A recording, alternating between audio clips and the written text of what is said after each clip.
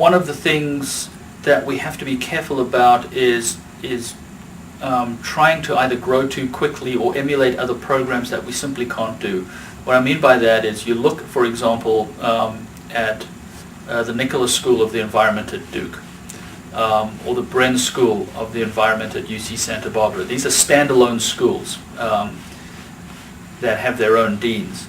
And clearly they have a critical mass of faculty that allows them to develop some very, well-regarded, focused programs. So whether it's a master's in forestry or, an environmental science graduate program that deals with marine science or atmospheric modeling, those kind of things we simply can't offer because we don't have the faculty expertise.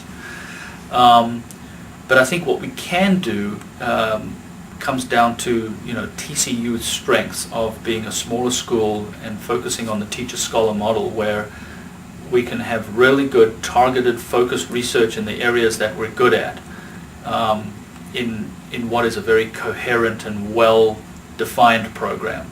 So I don't have any ambitions to try and have 100 graduate students and be on the scale of Bren or the Nicholas School or something like that. What I want to do is be able to have some really extraordinary research and teaching opportunities for a school of our size. I mean, the fact that we actually have our own research station in Costa Rica puts us on a playing field with some of the much, grander schools.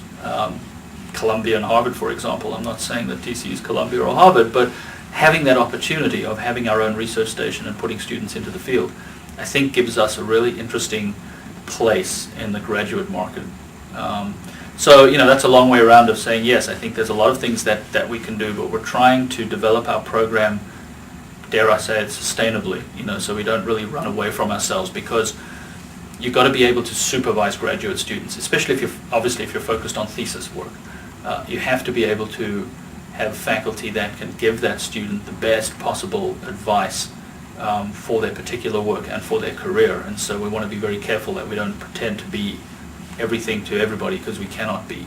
So we're trying to develop very targeted programs in the applied sciences, like I mentioned with the Chasing Carbon courses, our conservation initiatives in Costa Rica, and we've also got a very large research grant on renewable energy and wind energy in Texas. So we've got some expertise, but it's always going to be, the strength of the program is always going to be our ability to innovate and integrate from other schools and universities and bring them into what we're trying to do.